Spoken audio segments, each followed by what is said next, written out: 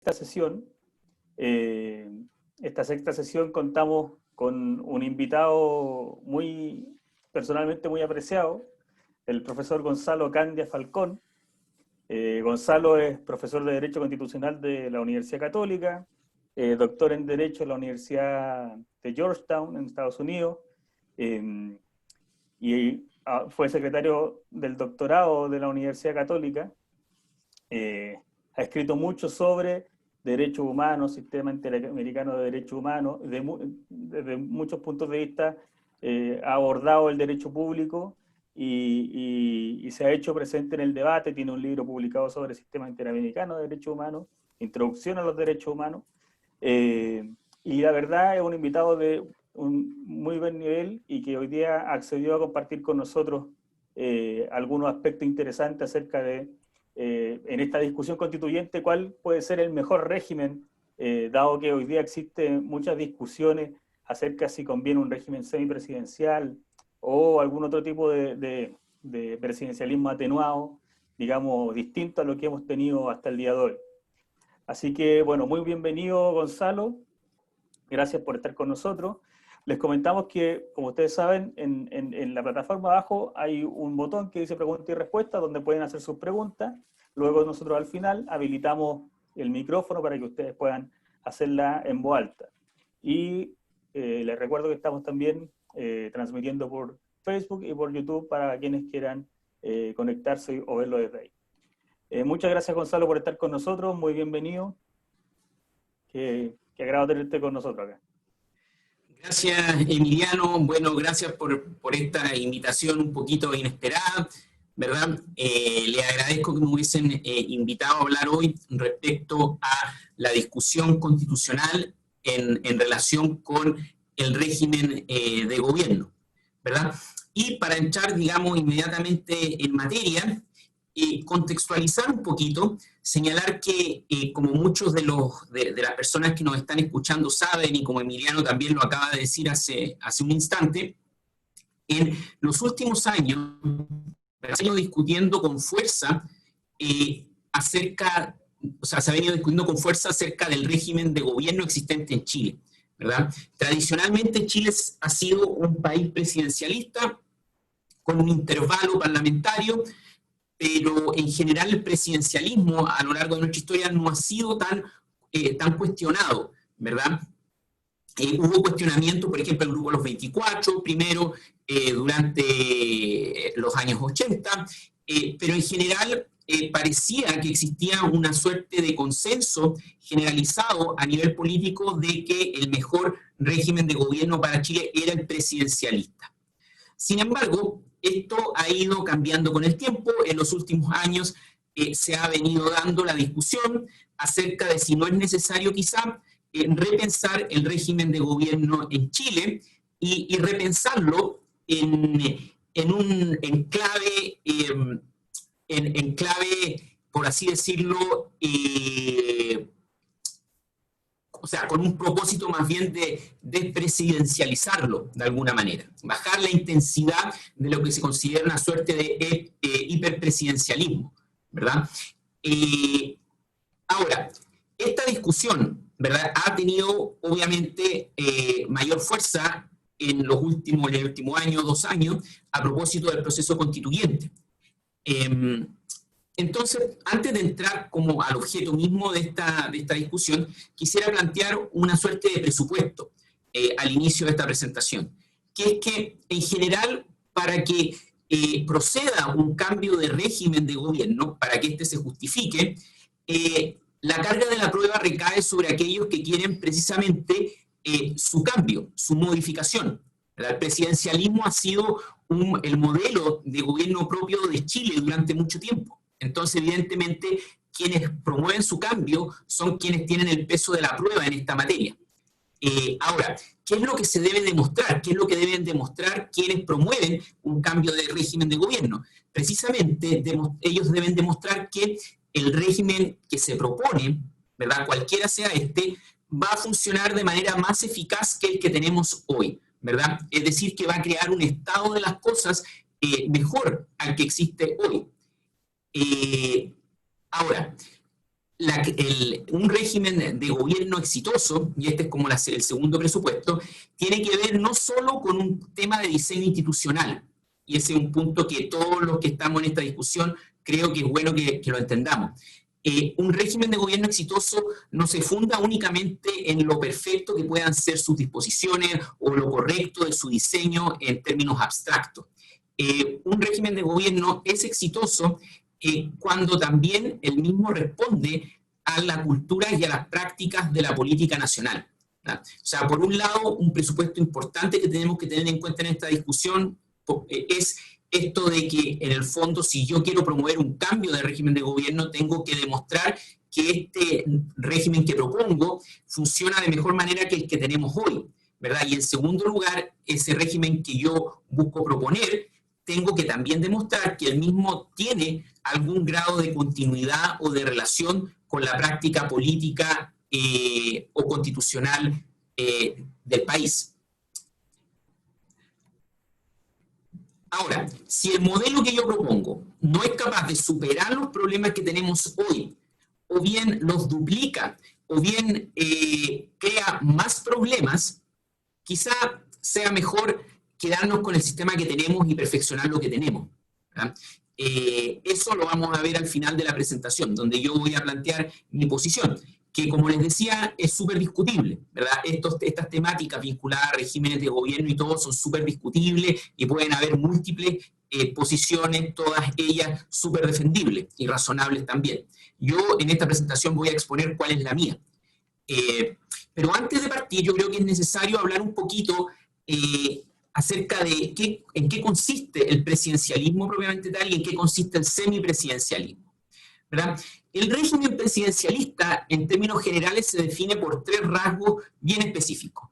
Primero, el Ejecutivo está encabezado por un presidente de la República, por un presidente electo popularmente, que actúa como jefe del Ejecutivo, ¿verdad? Como jefe del Poder Ejecutivo.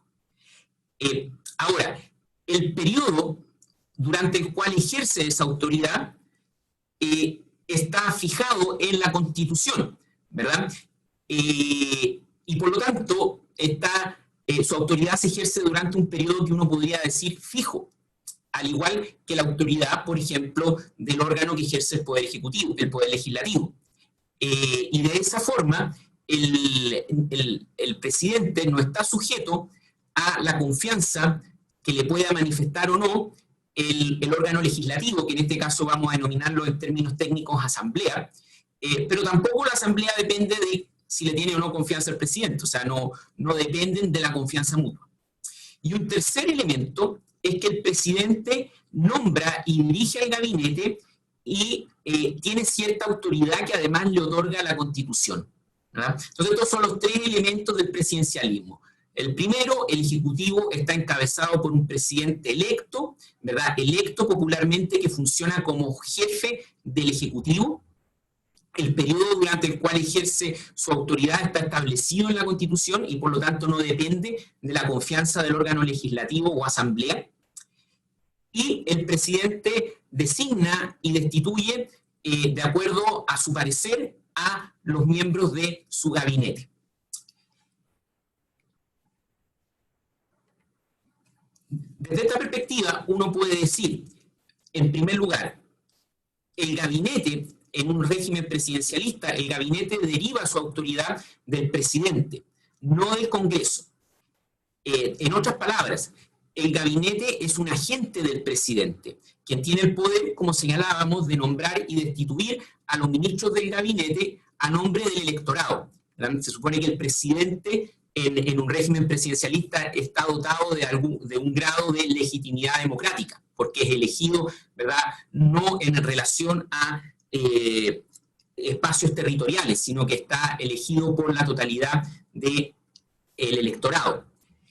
En segundo lugar, en cuanto al proceso legislativo, para cambiar las políticas y la legislación, las constituciones de cuño presidencialista exigen sí algún grado de negociación entre el presidente, que es la cabeza del Ejecutivo, y el órgano legislativo que estamos llamando en términos técnicos asamblea, ¿verdad? Aquí hay una distribución de poderes. ¿verdad? De alguna manera el presidente suele tener ciertos poderes de carácter legislativo que le permiten impulsar su agenda, pero también la Asamblea tiene poderes, o en el caso chileno el Congreso Nacional, dispone de atribuciones también específicas en materia legislativa. Y desde esa perspectiva, la promoción de la agenda legislativa requiere de alguna suerte de negociación entre el presidente y el Congreso. Y como lo señalábamos, el gabinete requiere para mantenerse únicamente de la confianza del presidente, ¿verdad? Por lo tanto, no responde políticamente, en principio, ante las cámaras, ante el órgano legislativo. Ahora, ¿cuál es el principal problema que se predica respecto del presidencialismo? El principal problema lo explica bastante bien el profesor español Juan Lins, ¿verdad? Un destacado profesor de ciencia política, quien en los 80 escribió un texto donde explica un poquito cuáles son los problemas del presidencialismo y en particular del presidencialismo latinoamericano. Y ese problema está centrado en la negociación que debe existir entre el presidente y el órgano legislativo para la promoción de la agenda legislativa del Ejecutivo, ¿verdad?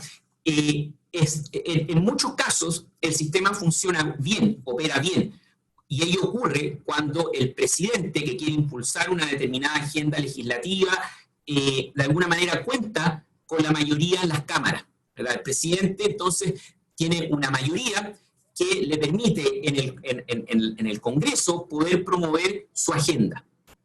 Ahora, en ese contexto el presidencialismo funciona.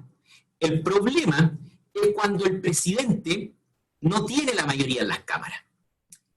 Y en ese caso se da lo que Lins llamaba esto del gobierno dividido, ¿verdad? Que ocurre cuando fuerzas políticas rivales, ¿verdad?, controlan por un lado la presidencia y por otro lado el órgano ejecutivo o asamblea, ¿verdad? En un contexto así, en que el presidente, una tendencia política controla la presidencia y otra controla el órgano legislativo, es muy posible que ambos bandos usen los poderes que tienen, ¿verdad?, para frustrar las iniciativas del otro, sin ser capaces de presentar una agenda constructiva propia.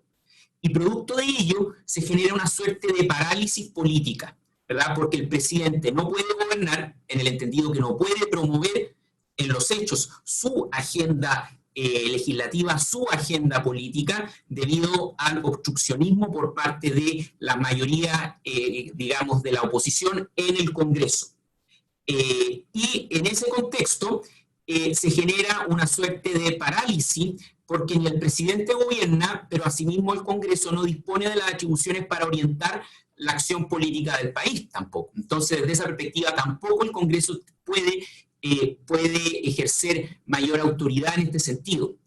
Como resultado de eso, se produce una suerte de juego de suma cero, ¿verdad?, que termina en una suerte de parálisis que a su vez genera o suele generar situaciones de crisis, muchas veces crisis políticas no resueltas. Ahora, eso en cuanto al régimen presidencialista y su principal problema, por lo menos en el ámbito de la teoría política. En segundo lugar, tenemos a estos modelos semipresidencialistas, ¿verdad? Uno podría decir en términos históricos que el primer modelo que se asemejó al semipresidencialismo fue el de la Constitución de Weimar, en Alemania.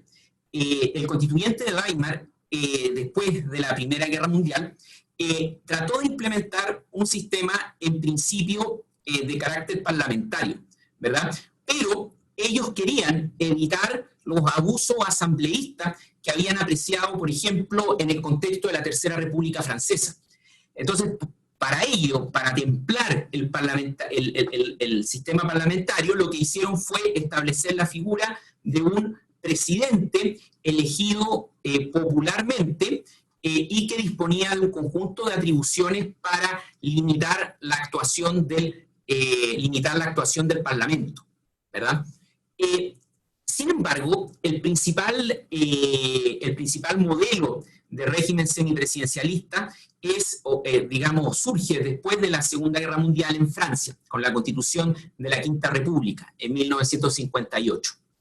En líneas generales, pese a que el modelo francés, es verdad, es el más asumido como modelo de semipresidencialismo, este es una variable dentro de los modelos semipresidencialistas. No existe un solo modelo semipresidencialista, sino que distintas variables, como lo vamos a ver a continuación, ¿verdad? Y en ese contexto, si bien el modelo francés es quizá el más conocido, no es el único. Ahora, tratándose del modelo del régimen de gobierno semipresidencialista, uno puede señalar que la característica que en los regímenes semipresidencialistas, al igual como ocurre con el presidencialismo, los votantes están representados por dos agentes. En primer lugar, el presidente, y en segundo lugar, la asamblea. Desde esta perspectiva, semipresidencialismo y presidencialismo son idénticos. Sin embargo, y a diferencia del presidencialismo, en las constituciones semipresidencialistas, estas exigen que estos dos representantes del electorado, esto es, el presidente y la asamblea, negocien principalmente respecto de la composición del gobierno. Y también, con frecuencia, los modelos semipresidencialistas exigen que esta negociación se extienda también hacia la promoción de la agenda legislativa, ¿verdad? Mientras en las democracias presidencialistas el presidente tiene que negociar con el Congreso únicamente respecto de la promoción de su agenda legislativa, tratándose de los regímenes semipresidencialistas, esta negociación no solo incluye ello, sino también incluye la formación del gobierno, ¿verdad? Vamos viendo qué significa esto en la práctica. En cuanto al gabinete y el gobierno, en regímenes semipresidencialistas, el presidente y la asamblea deben negociar la constitución del gobierno, ¿verdad? Gobierno que es dirigido por un primer ministro o premier. ¿Por qué deben negociar? ¿Por qué, digamos, al final del día en un régimen semipresidencialista el presidente tiene que negociar con la asamblea la designación de quién va a ser el primer ministro, que en la práctica va a operar como jefe de gobierno? ¿Por qué? Porque la supervivencia de ese gobierno va a depender, por un lado, de la confianza que pueda depositar en él la asamblea u órgano legislativo, ¿verdad? Ahora, por otro lado, en los regímenes semipresidencialistas varía cuáles son las atribuciones que tiene el presidente en relación con la formación o bien la terminación de un gobierno. Esto es variable, pero en líneas generales, uno lo que podría decir es que en los regímenes semipresidencialistas la formación del gobierno, ¿verdad? La formación del gobierno y la designación del jefe de gobierno, que en este caso va a ser un primer ministro o premier, quien va a conducir la acción política, en el fondo requiere de un proceso de negociación entre el presidente, que es elegido popularmente, y la asamblea u órgano legislativo, ¿verdad?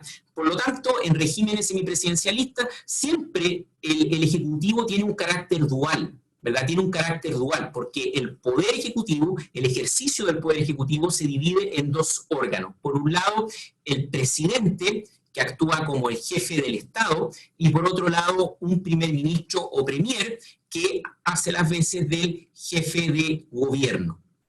Por eso se habla de la existencia de un Ejecutivo dual en los regímenes semipresidencialistas.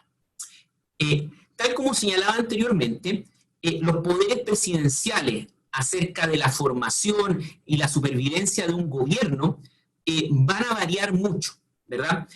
Por ejemplo, existen regímenes semipresidencialistas en los que el presidente únicamente tiene la facultad de vetar la designación de un primer ministro, ¿verdad? Por ejemplo, la Constitución búlgara. O bien, existen casos en los que el presidente puede designar al primer ministro, pero esa designación requiere ser ratificada, ¿verdad?, por la asamblea u órgano legislativo, que es el caso francés, ¿verdad? O bien existen situaciones en las que el presidente, situaciones bien excepcionales, en las que el presidente puede nombrar al primer ministro sin necesidad de que éste sea ratificado por la Asamblea, ¿verdad? Y por eso es que en el fondo el régimen presidencialista, digamos, hablar del régimen semipresidencialista es un poco complejo, ¿verdad? Porque presenta distintas variables. Pero cualquiera sea esas variables, la designación del jefe de gobierno va a requerir de un proceso de negociación entre el presidente y la Asamblea. ¿Por qué?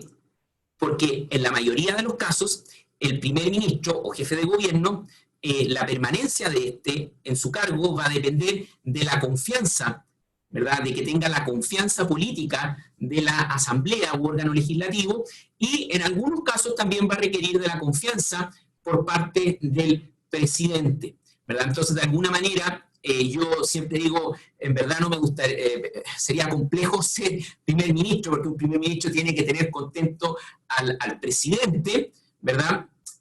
Porque participa del Ejecutivo, pero también tiene que tener contento a la Asamblea u órgano legislativo, porque si no lo puede censurar y cae todo el gobierno, ¿verdad? Entonces, la posición del primer ministro no es fácil, no es una posición fácil.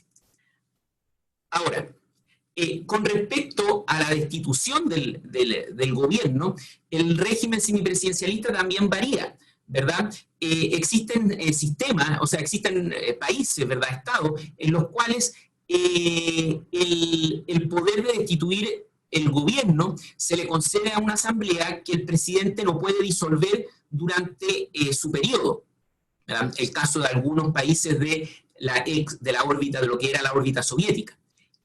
También existen otros modelos en que la facultad de destituir al primer ministro se le entrega a una asamblea que puede ser disuelta por el presidente bajo ciertas limitaciones durante su periodo, como el caso francés, ¿verdad?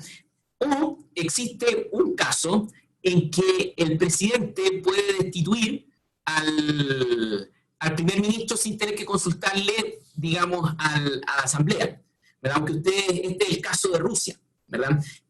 Rusia tiene hoy una suerte de sistema semipresidencialista también, ¿verdad? Pero claro, es un semipresidencialismo en el cual el presidente tiene mucho poder. Sin embargo, en la mayor parte de los regímenes semipresidencialistas, la asamblea juega un rol dominante al momento de definir, ¿verdad?, si continúa ejerciendo su autoridad o no el jefe de gobierno, en este caso el primer ministro o premier.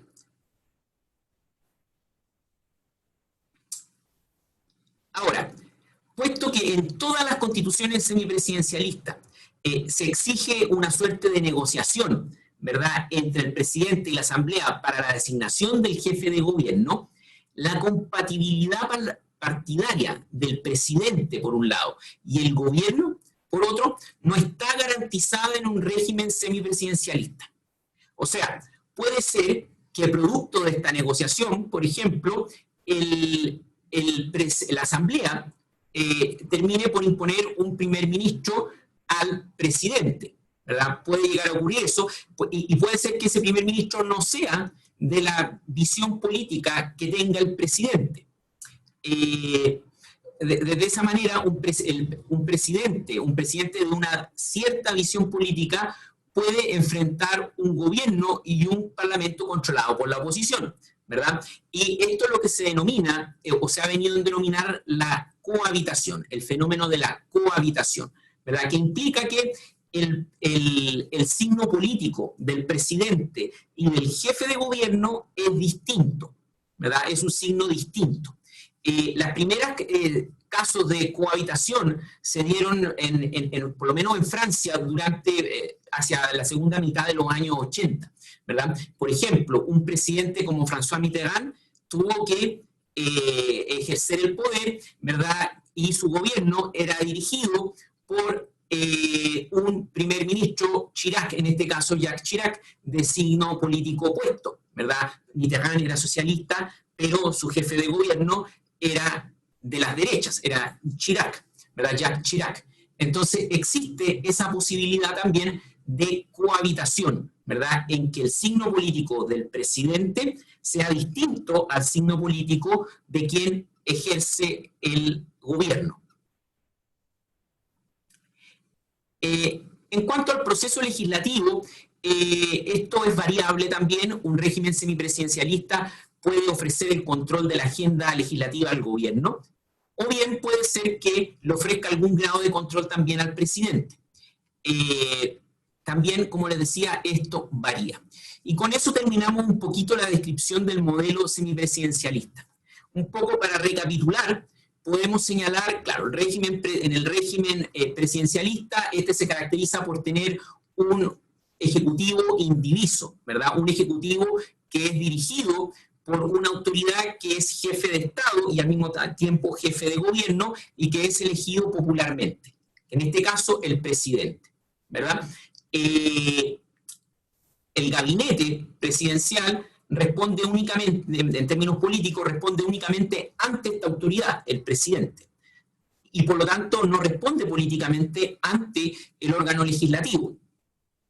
Sin embargo, para que el presidente pueda sacar adelante su agenda legislativa, va a tener que negociar con el Congreso, porque el Congreso tiene atribuciones o va a tener atribuciones en el ámbito legislativo también. Tratándose del régimen semipresidencialista, por el contrario, el Ejecutivo es dual, ¿verdad? Porque se divide el ejercicio del poder, por un lado, entre un jefe de Estado, que es el presidente, y un jefe de gobierno, que es el primer ministro.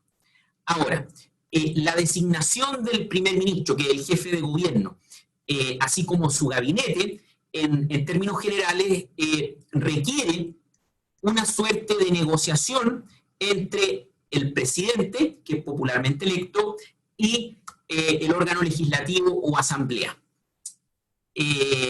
Particularmente cuando la mayoría política al interior del órgano legislativo es distinta a aquella que representa el presidente. Entonces se va a requerir una negociación. ¿Por qué? Porque el primer ministro está sujeto en la mayoría, en casi la totalidad de los casos de gobierno semipresidencialista, el primer ministro está sujeto a la confianza de la asamblea, ¿verdad? Está sujeto a la confianza de la asamblea, y por lo tanto el presidente no puede llegar y designar al primer ministro que le parezca, ¿verdad? Porque si no, puede ser que en un mes más la asamblea haga caer al primer ministro y a todo su gabinete. Entonces, requiere algún grado de negociación. El régimen semipresidencialista supone necesariamente algún grado de negociación entre las fuerzas políticas, ¿verdad? Supone que el presidente puede conversar con la mayoría opositora o con el órgano legislativo, ¿verdad? Que existen canales abiertos y ambos son receptivos a las necesidades o a los intereses del otro. Ahora, después de haber descrito como los elementos, y de manera muy rápida, los elementos esenciales de ambos regímenes de gobierno, corresponde preguntarse, bueno, entonces, ¿vale la pena o representa el semipresidencialismo la solución a los problemas que hoy enfrenta el presidencialismo chileno? Esa es como la pregunta. Porque si en verdad el régimen semipresidencialista se plantea como una posibilidad real de superar los problemas que hoy tiene el régimen presidencialista, bueno, quizá entonces tenemos que pensar, o podríamos llegar a pensar, en un cambio de régimen, de gobierno, por ejemplo. Ahora, esto nos hace volver a repensar un poquito también cuál es el principal problema del presidencialismo. Autores de teoría política clásica como Linz o como Sartori explican que el principal problema del presidencialismo, como lo señalamos anteriormente, y en particular en su variable latinoamericana, tiene que ver con lo que se denomina estos gobiernos divididos, ¿verdad? En que el presidente, ¿verdad?, no tiene la mayoría en el Congreso para sacar adelante su agenda legislativa y su agenda política, ¿verdad? Es un escenario de suma cero, porque el presidente no puede promover su agenda en áreas donde la promoción de la misma requiere necesariamente de una autorización, ¿verdad?, o de una aprobación por parte del Congreso. Y por otro lado, el Congreso le dice que no al presidente, pero tampoco dispone de las atribuciones constitucionales para poder manejar la agenda política. Entonces, se genera un juego de suma cero, ¿verdad? El presidente no puede sacar adelante su agenda política, pero el Congreso, porque carece de la mayoría en el Congreso, pero el Congreso tampoco puede sacar adelante una agenda política porque no dispone de las atribuciones que tiene el presidente. Entonces, eso en los presidencialismos latinoamericanos, y en particular en el chileno, uno ha podido ir apreciando esto a lo largo de las últimas décadas, eso genera en la práctica una suerte de parálisis política, ¿verdad? Se genera una crisis, esa crisis no tiene mecanismos para poder resolverse, esa parálisis no tiene mecanismos que permitan ponerle término, y por lo tanto la misma se mantiene a lo largo del tiempo. Y ese es el principal problema que se dice que tiene el presidencialismo en relación con su funcionamiento. Y en el caso chileno, quizá hay algo de eso, ¿verdad? En los últimos, no en relación únicamente a este tipo de gobierno, sino si uno mira, por ejemplo, los últimos gobiernos en Chile, en los que ha existido esta suerte de división entre el presidente y el Congreso, efectivamente ha costado mucho que el presidente pueda sacar adelante su agenda legislativa.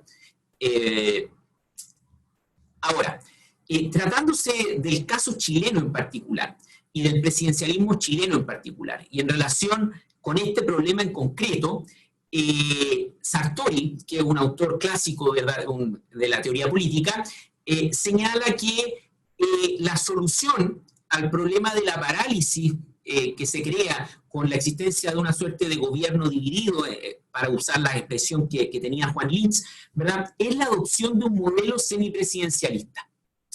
Ello porque este modelo permitiría evitar la parálisis, ¿verdad? Permitiría evitar la parálisis y resolver la crisis o resolver el conflicto.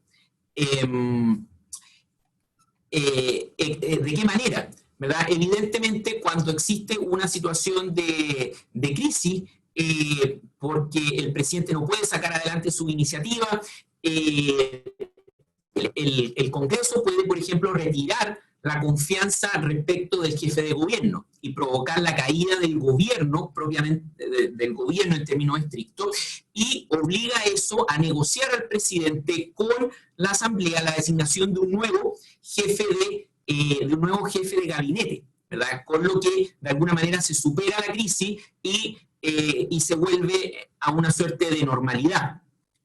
O bien, el presidente puede, y esta es una atribución que existe en algunos regímenes semipresidencialistas, ¿verdad?, el presidente puede disolver la Cámara Política, ¿verdad?, y llamar a una nueva elección, por ejemplo. El régimen semipresidencialista supone, ¿verdad?, o exige para su funcionamiento de mucha negociación. No hay, y esto es muy importante, no hay un régimen semipresidencialista que funcione de manera adecuada si no existe capacidad de diálogo y de negociación entre los actores políticos del sistema. Sartori escribía esto el año 1994, ¿verdad?, en su libro clásico sobre la ingeniería constitucional, decía. Entonces, en 1994, Sartori planteaba, miren, Chile es uno de aquellos países de la región latinoamericana que puede pasar de un régimen presidencialista a uno semipresidencialista. ¿Y cuál era la razón que arguía Sartori? La razón que arguía era que en Chile existía un régimen de partidos fuerte con dos bloques, ¿verdad? Es decir, teníamos un sistema político que no era fragmentado, sino dos grandes bloques políticos, y esto lo cito casi textual, decía, y estos dos bloques políticos con un nivel de consenso similares a los existentes en el ámbito europeo, cierre de comillas. Entonces, el hecho que tuviésemos un régimen de partido mayoritario, ¿verdad?, y que de alguna manera, con dos grandes bloques, con líderes, digamos, conocidos, claros, y además que ambos bloques compartieran una serie de consensos importantes, permitía para Sartori, o hacía posible para Sartori, el que Chile evolucionara de un régimen presidencialista a uno semipresidencialista. Y esa era la opinión que tenía Sartori el año 1994. Entonces la pregunta, y con esto ya voy terminando, la pregunta es si hoy, al año 2020, las condiciones que pensó Sartori que permitían en Chile evolucionar hacia un modelo semipresidencialista siguen siendo igualmente válidas. Y esta es una cuestión abierta a la discusión. Personalmente creo que las condiciones no son las mismas. Efectivamente, el cambio del régimen del sistema electoral permitió que al interior del órgano legislativo, al interior del Congreso, se terminara un poco este régimen de dos grandes bloques políticos y el sistema comenzara un poquito, el sistema de partidos políticos comenzara un poquito a fragmentarse. De igual forma, uno nota que dentro de los partidos políticos de los dos lados del espectro hay poca disciplina interna también por parte de sus parlamentarios y muchos de los consensos que existían en los 90 entre los dos bloques políticos que conducían el país, hoy tampoco existen. De hecho, muchos de esos consensos han sido sujetos, ¿verdad?, a fuertes cuestionamientos, como todos hemos podido apreciarlo. Ha habido progresivamente una suerte de pérdida de amistad cívica entre los bloques políticos, ¿verdad? Una pérdida de moderación en las perspectivas que ambos grupos políticos tenían. Y todo eso hace que los presupuestos que Sartori pensaba en el 94, que hacían posible que Chile entrara a un régimen semipresidencialista, quizá hoy ya no existan, ¿verdad? Hoy ya no existan. Ahora, ¿qué ocurre cuando en un régimen semipresidencial no existen estos presupuestos? Lo que ocurre es que el sistema tiende a replicar los mismos problemas de parálisis y de crisis que se dan en contextos presidencialistas, ¿verdad? De alguna forma, cuando el régimen semipresidencialista supone necesariamente capacidad de negociación, consenso, mucha muñeca política, grupos políticos más o menos definidos que no se encuentren fragmentados, con un nivel de disciplina partidaria importante. Entonces, cuando no existen esos presupuestos, finalmente puede ocurrir que la Asamblea u órgano legislativo termine utilizando sus atribuciones para impedir, ¿verdad?, al jefe del Ejecutivo dirigir el país, o bien puede ser que tengamos un semipresidencialismo que tienda más bien a fortalecer la posición del presidente en relación a la Asamblea, cuestión que tendría o podría generar problemas más bien de distinta naturaleza. Pero lo que todos los autores más o menos están contestes es que un régimen semipresidencialista en el cual participen partidos que son inestables, que se encuentran polarizados, que existen de manera fragmentada al interior o muy fragmentada al interior del Congreso y que no tienen, ¿verdad?, voluntad para conversar, para negociar, para sacar acuerdos, para el diálogo, no funcionan. No funcionan y al final terminan convirtiéndose en una suerte de sistemas parlamentarios de facto, ¿verdad?, manejados por una suerte de asambleísmo, ¿verdad? Y en esa situación, el remedio, dicen los autores, tiende a ser peor que la enfermedad. Así las cosas, en el contexto político chileno actual, yo creo que no se aprecian aquellos presupuestos que han hecho exitoso al semipresidencialismo en otros países como Francia, por ejemplo. En Francia, uno piensa a fines de los 80, comienzo de los 90, es casi, digamos, uno piensa, bueno, teníamos un presidente de la República socialista con un jefe de gobierno que era de derecha, ¿verdad? Y ambos lograron negociar, llegar a acuerdos y orientar políticamente al país sin generar graves crisis. ¿Y ello por qué? Ello no por el diseño institucional mismo, sino que porque existía capacidad de diálogo, de consenso, de moderación, que permite al semipresidencialismo operar. Yo llego hasta aquí. No sé si hay preguntas, pero hasta aquí concluyo. Gracias.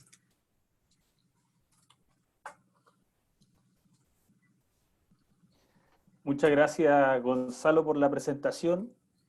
Tenemos dos preguntas que, como nosotros lo hacemos generalmente, habilitar el micrófono para que las puedan realizar directamente ahí a vos. Entonces, vamos con la primera pregunta que la hace Maximiliano Ravest. Vamos a habilitar el micrófono para que pueda formularla. ¿Aló? Ahí. ¿Se escucha? Sí. Sí. Gonzalo, muy buena tu presentación, muy interesante el tópico, muy bien y claramente expuesto.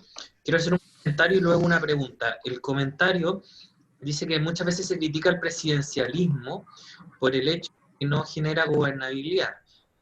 Pero, sin embargo, estudiado el sistema norteamericano, los padres fundadores de Estados Unidos pensaron justamente en la hipótesis de que el Congreso fuera de un signo político y el presidente de otro. Incluso pensaron que dentro del mismo Congreso podían haber partidos distintos, que el Senado fuera de un signo político y que la Cámara, que sería el equivalente a nuestra Cámara de Diputados, fuera de otro signo político, y ellos no lo veían como nocivo. Entonces mi pregunta es si tú podrías describir un poco el régimen presidencialista norteamericano, y si a ti te parece o no bien la lógica de limitación de poderes con el que diseñaron los padres fundadores de Estados Unidos el modelo, y si eso puede ser alguna luz para nuestro debate constitucional. Gracias. Ya. Mira, Maximiliano, efectivamente el modelo, el diseño presidencial americano de alguna manera asumió esta posibilidad, y por eso es que, por ejemplo, planteaba elecciones del Congreso digamos, a la mitad del periodo presidencial, ¿verdad? Pero también hay que considerar que el presidencialismo americano es distinto al presidencialismo latinoamericano, ¿verdad? Si bien ambos, uno dice, son presidencialistas y todo, ¿verdad? La autoridad que tiene el presidente de Estados Unidos no es similar a la autoridad que tiene un presidente latinoamericano, al menos en el texto constitucional. El modelo presidencialista americano es mucho menos, podríamos nosotros llamarlo, presidencialista de lo que pensamos, ¿verdad? Y eso da espacio al diálogo, la negociación, al interior del Congreso. Hay toda una dinámica distinta.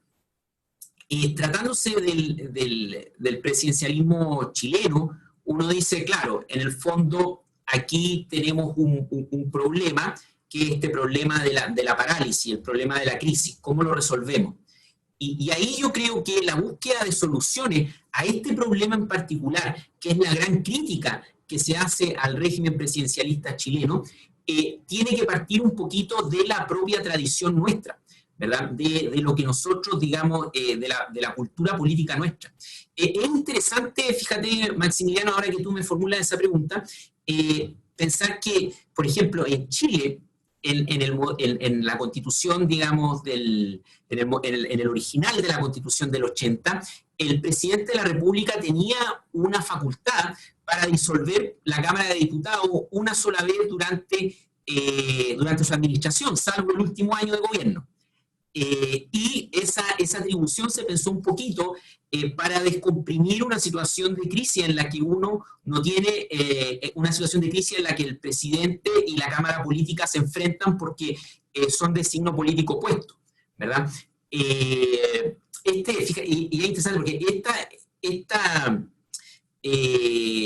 esta disposición original de la Constitución, o esta solución, entre comillas, ha sido también pensada últimamente por distintos profesores. Por ejemplo, yo recuerdo haber leído algo de Tomás Jordán en este sentido, de quizás plantear la posibilidad de que en un régimen presidencial el presidente pueda disolver la Cámara o una vez o algo así para descomprimir políticamente el ambiente.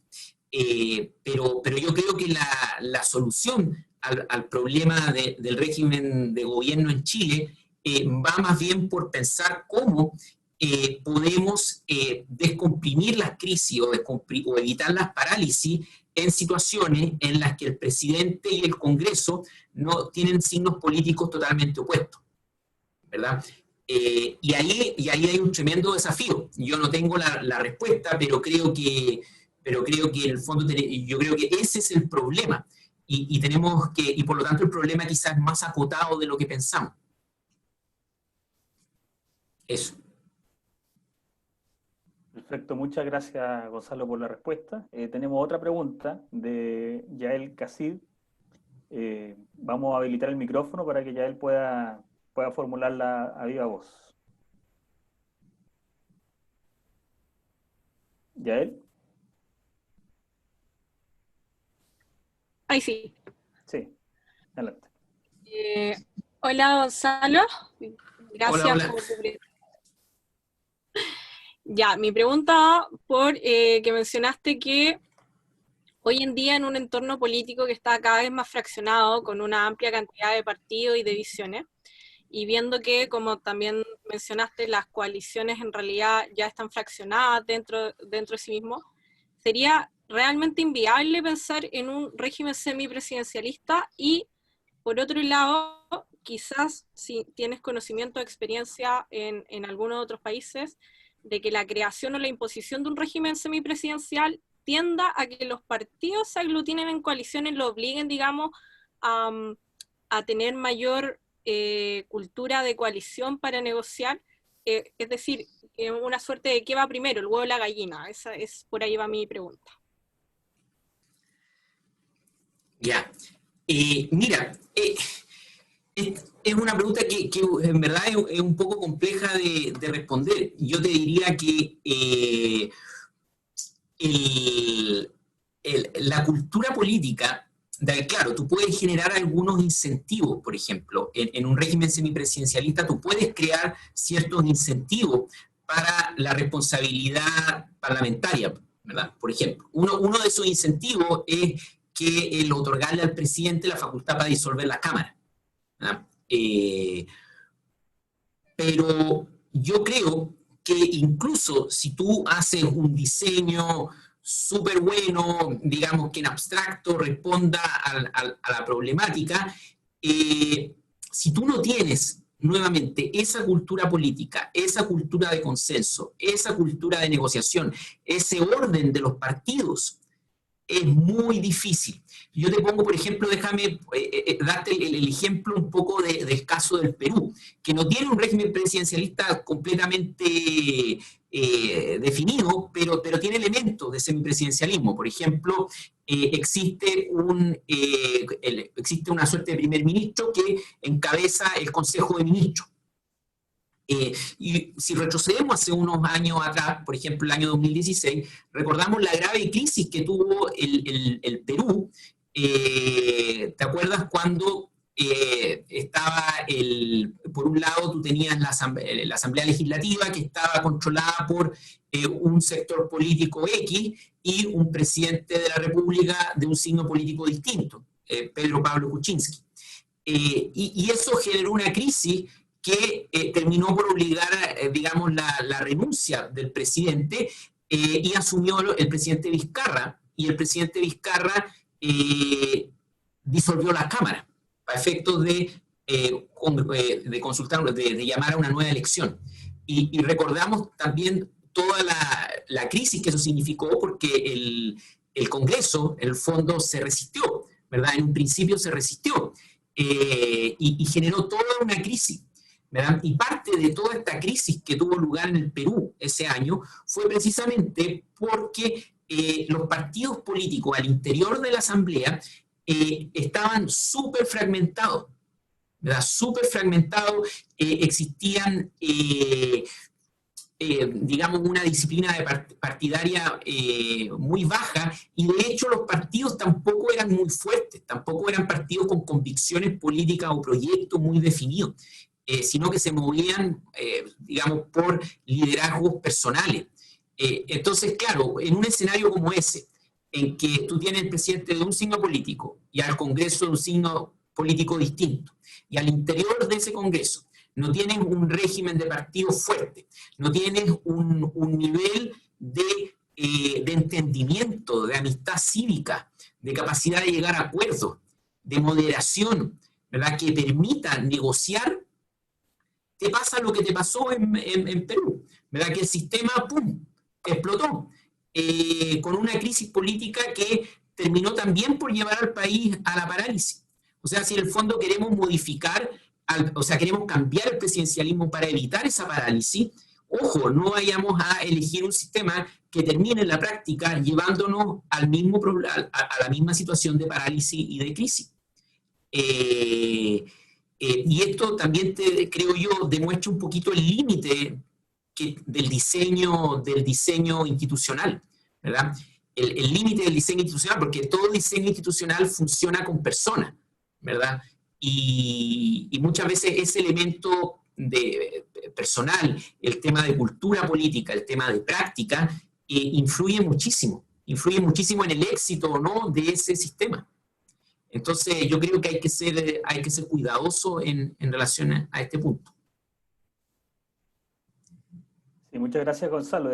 Bueno, es verdad eso. Yo creo que se requieren una suerte como de presupuestos políticos como extra jurídicos finalmente, o extra institucionales, si se quiere, fuera de la estructura jurídica constitucional, para que también sean posibles, en definitiva, tanto el presidencialismo, si fuese la alternativa, como otro tipo de régimen de gobierno, creo yo. Al final del día, esa es como la razón, digamos, que permitiría una convivencia pacífica, y que en el fondo definiría si un régimen es mejor que otro, finalmente. Sí. Bueno, Gonzalo, muy agradecido por tu presentación, estamos muy contentos, y te agradezco por esta extraordinaria, digamos, charla que nos has dado. Es un tema bastante interesante, que, como hemos comentado, se ha discutido mucho, y sobre el que conviene obviamente volver, dado que estamos a puertas de un proceso constituyente, y quién sabe, quizás estas cosas van a ser importantes, ir abordándolas, ir haciendo todos estos matices tan relevantes que a veces se nos escapan, digamos, claro, partiendo de presupuestos teóricos, qué sé yo, pero no viendo la realidad concreta, las experiencias y también cómo se ha dado en Chile. Así que te lo agradecemos mucho. Y bueno, todos quedan invitados para la próxima sesión, que será la próxima semana, a la misma hora, día jueves a las 7, que hemos cambiado el horario, con el profesor Luis Alejandro Silva, que hablará sobre el concepto de familia, persona en las constituciones. Así que quedan todos muy invitados y nos vemos la próxima semana. Muchas gracias. Gracias.